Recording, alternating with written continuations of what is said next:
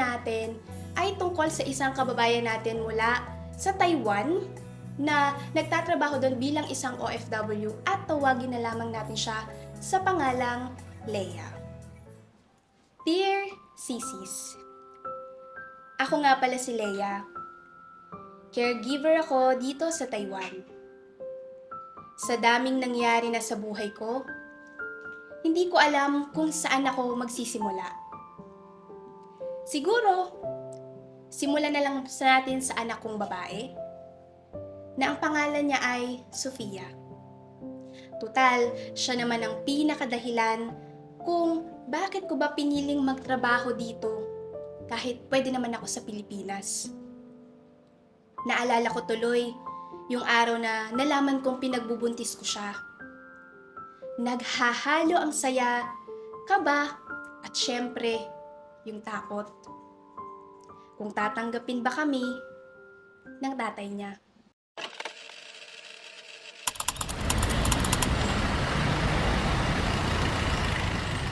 Nasaan na ba yung lalaking yan? Bakit wala pa siya? Akala ko nagbago na. Leia, pambihira naman. Sandali naman kasi, Agi. Baka na-traffic lang yun. O kaya, hindi kaya may nangyari na sa kanya? Gusto mo ba talaga? Sabihin ko yung salitang kanina ko pa pinipigilang sabihin. Agi naman. Seryoso ako. Boba ka ba? O sadyang nagtatanga-tangahan lang? Leia! 3 oras na tayo dito, oh. Ano ba kasi yung kailangan yung pag-usapan? Na hindi pwedeng bukas o sa susunod na araw na lang? Leia! Ano? Sandali na lang kasi. Nandito. Ikaw po ba si Leia? Bakit ikaw ang nandito? Nasaan yung matino mong kaibigan? Agi, kumalma ka nga. Jeric, nasan si Jerry? Magkasama kayo? Pinabibigay ni Jerry to sa'yo. Pasensya na daw. Hoy! Ganun-ganun na lang yon? Hoy! Saan ka pupunta? Sabi mo sa kaibigan mo, buwisit siya!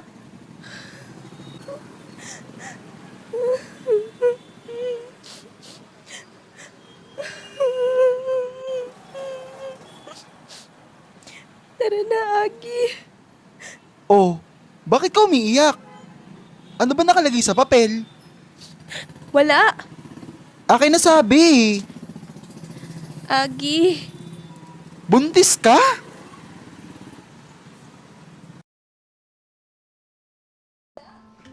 Hindi ko na nakita si Jerry kahit kailan, mga sisi. Tinapos niya ang relasyon namin sa mga salitang, hindi pa ako handa. Madami pa akong problema na kailangang unahin. Hindi kita mapananagutan. Nasa sayo kung ipapalaglag mo ang bata. Iyon ang sinulat niya sa papel na pagkatapos mabasa ni Agi ay pinunit ko na. 6 na taon na ang nakalipas mula ng araw na iyon at wala akong pinagsisisihan sa naging desisyon kong buhayin ang anak ko kahit wala siyang ama. Nandiyan naman ang mga magulang at kapatid kong si Eva na hindi ako pinapabayaan kahit kailan. Hanggang sa makapanganak ako. Akala ko, wala nang bibigat pa sa pinagdaanan namin. Sa pagbubuntis ko pero mayroon pa pala. Yun ay na-stroke si tatay.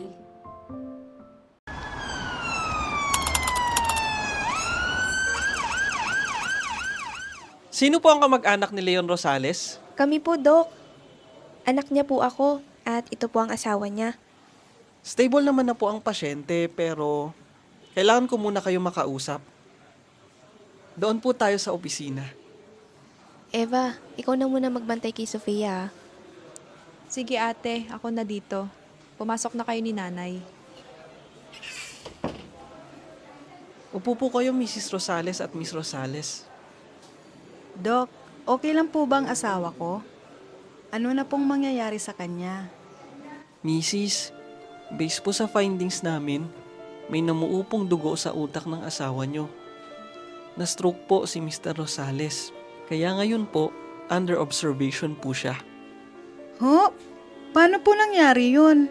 Mukhang okay pa naman po siya kanina. Magkoconduct pa po kami ng test, Mrs.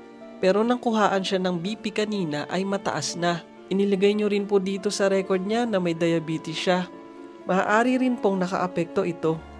Dok, ano pong kinakailangan ni tatay para gumaling siya? May 3 siyang therapy na dapat magawa. Physical therapy, occupational therapy, and speech therapy. Kinakailangan ito para mas mapadali at mapabilis ang pagaling ng tatay mo. Pero, magkano naman po ang aabutin, Dok? At ilang beses po ba niya kailangan yung gawin? Depende pa po sa magiging observation pero madalas umaabot ng 6 to 12 months. Depende kung paano magre-respond ang tatay mo sa therapy sessions. Kung sa presyo, umapatak ng 1,000 para sa isang session na... Diyos Mayo! 1,000 isang session?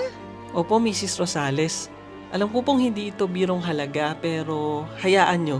Bibigyan ko kayo ng recommendation sa mga NGO na nagbibigay ng libreng session o madalas malaking discount. But one thing is for sure, makakatulong ito sa kanya. Si tatay ang pinaka-breadwinner sa amin bago siya ma-stroke.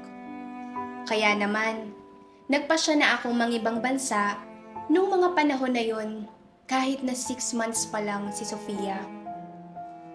Bukod sa gagastusin sa pagpapagamot ni tatay, iniisip ko na rin na gusto ko pang maranasan ni Sofia ang pagmamahal ng isang ama. Wala naman akong ibang lalaki sa buhay, kundi ang tatay ko lang. Kaya kahit mahirap, malayo sa anak ko at sa pamilya ko, kinailangan kong tiisin para sa aming lahat. Ngayong 5 taon na ako dito sa Taiwan, bilang isang caregiver, kinuha ako ni Aggie at tinulungang makapasok sa pinagtatrabahuhan niya. Nung mga unang taon ko dito, ginugol ko sa trabaho para hindi makaramdam ng lungkot, hanggang sa hindi ko na lang namalayan na ang bilis ng oras. Lumalaki na ang anak ko at hindi niya ako nakilala agad.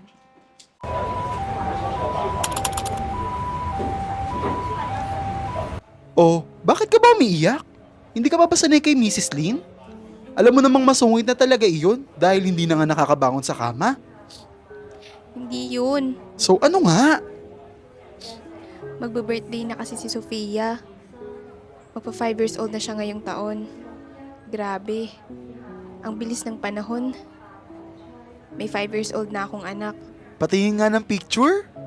Wow! Manang-mana talaga sa Ninang Aggie. Napaka-cute. Gwapo din ni Uncle ha.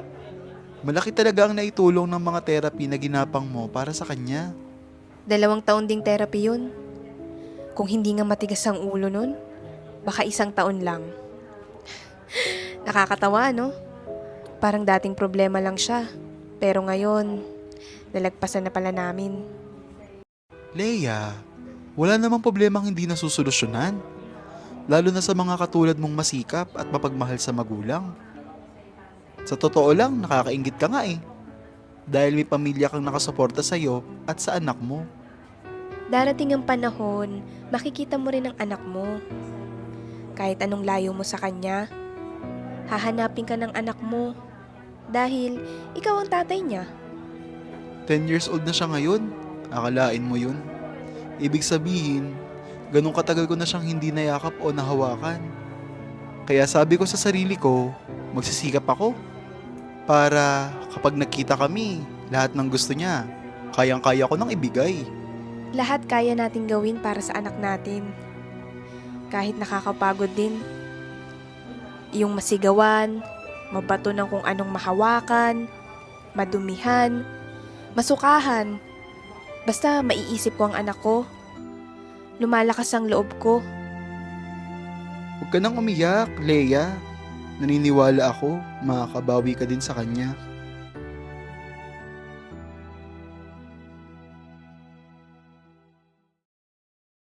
Gumaan ang pakiramdam ko ako sa sinabi ni Aggie sa akin, mga sisi. Pero syempre, hindi pa rin mawawala agad iyong inggit, selos, at pagka-guilty na lumalaki si Sofia na hindi ako yung nakikita niya. Minsan, natutulala ako dahil nauna ko pang basahan ng libro ang pasyente ko kaysa sa sarili kong anak. Ang sakit pala, pero ginusto ko ito, kaya ipaglalaban ko para sa kanya. 6 na buwan kong inalagaan si Sofia dahil nag-abroad ako kaagad, mga sisi. Kaya nang makarating ako dito sa Taiwan at sumabak ako agad bilang caregiver, hindi ako matigil sa pag-iyak pagkatapos ng trabaho. Maliban sa hirap at bigat, naiiyak ako dahil mas matagal ko pang naaalagaan ng ibang tao kaysa kay Sofia. Kahit mismong tatay ko ay hindi ko maalagaan. Nakakakonsensya pala, mga sisis. Feeling ko, ang laki ng pagkukulang ko sa kanya.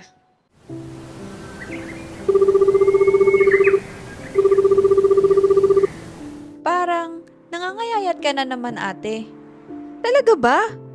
Naku, buti naman dahil nagpapapaya talaga. Ate, wag mo nga akong gamitan ng ganyang linya. Alam ko naman na nagtitipid ka sa sarili mo dyan para mapadala dito. Ate, ilang beses ko pa ba sasabihin sa'yo na okay na kami dito? Nakapagpapundar ka na ng sari-sari store para kila nanay at may tricycle pa si tatay ngayon. Sinasabi mo bang hindi nyo na kailangan ng tulong ko? Ate naman, hindi yan ang ibig kong sabihin. Ang akin lang, wag mo dinideprive ang sarili mo. Deserve mo naman gamitin yung pera mo. Eva, okay lang ako. Sobrang okay ako kasi okay kayong lahat. Hindi ka pa ba uuwi dito, ate? Pwede ka na siguro umuwi. Ako naman ang papalit sa'yo. Eva, hindi madali ang buhay OFW. Si mama po ba yan? Sofia! Ang ganda-ganda naman ng anak ko. Kahit may muta pa at bagong gising. Show mo kay mama yung toy mo, dali. Mama, bilihan po ko ng toy. Si Mama Eva. Mama, ang ganda ng toy ko. Wow! Ang ganda naman yan. What will you say to tita? Thank you, Mama Eva. I love you.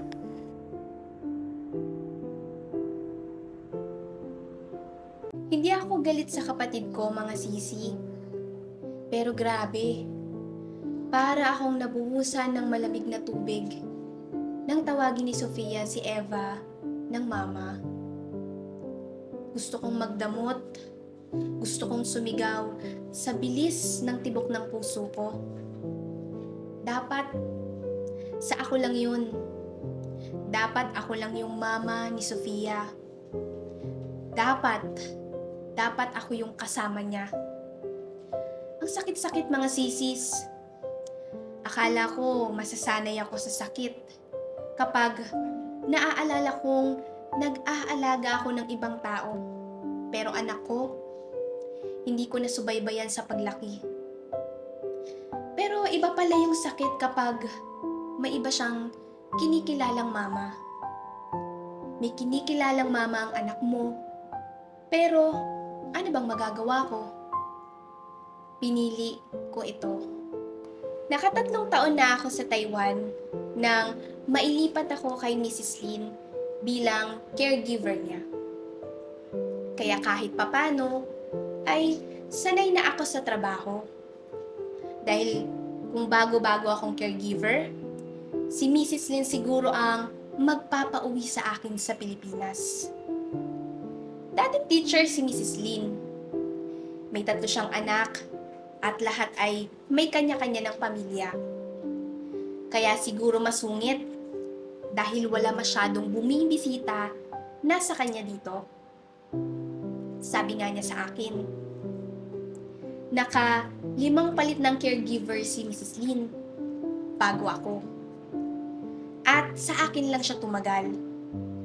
Hindi niya alam na mas matindi ang pangangailangan ko kaysa sa inis ko sa kanya minsan. Kaya sobra akong nagulat ng isang araw, nakita ko siyang gising at tinawag niya ang pangalan ko.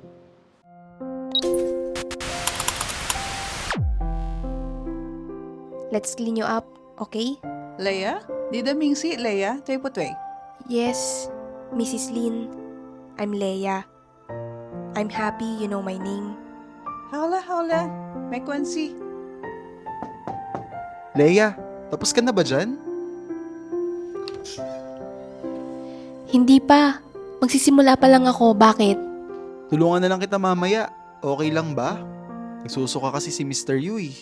Kailangan ko ng alalay. Go ahead, Leia. It's okay. May kwansi. Are you sure? Tuy. Si She. Oh, Leia. Tuy siya. Laila. Yes, Mrs. Lin. I know. You're a good person. Si She. Thank you, Mrs. Lin. Don't worry.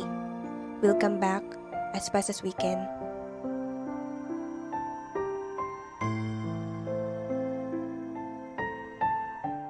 Ang sarap pala marinig na mabuti kang tao. Lalo na kung galing ka sa taong hindi mo alam kung na-appreciate ba yung effort mo. Kaya nang sinabi yun ni Mrs. Lin sa akin, para akong nagkaroon ulit ng lakas ng loob lumaban. Pero kung kailan naman parang magkakasundo na kami ni Mrs. Lin, bigla naman siyang nawala. Yes, mga sisi. Pagbalik ko sa kwarto ni Mrs. Lin, ay wala na siyang pulso. Napakabilis ng oras. Kanina lang, kasama ko siya. At kausap tapos isang iglap, ay wala na siya. Bigla ko ulit naalala ang anak ko. Kaya nagpa siya akong umuwi pagkatapos ng kontrata ko. Hindi naman ako pinigilan ni Aggie dahil naiintindihan niya kung saan ako nanggagaling. Ayoko lang na magsisi sa huli. Katulad ng sinabi ni Eva sa akin, okay naman ang lahat at pwede na akong umuwi. Siguro, magtitiwala na lang ako doon.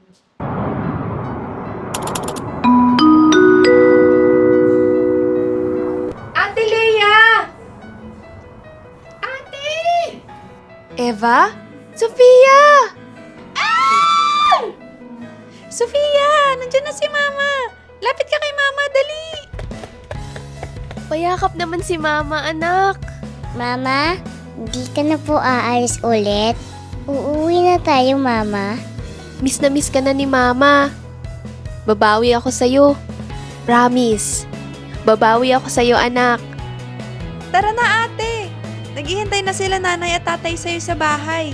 Excited na silang makita ka.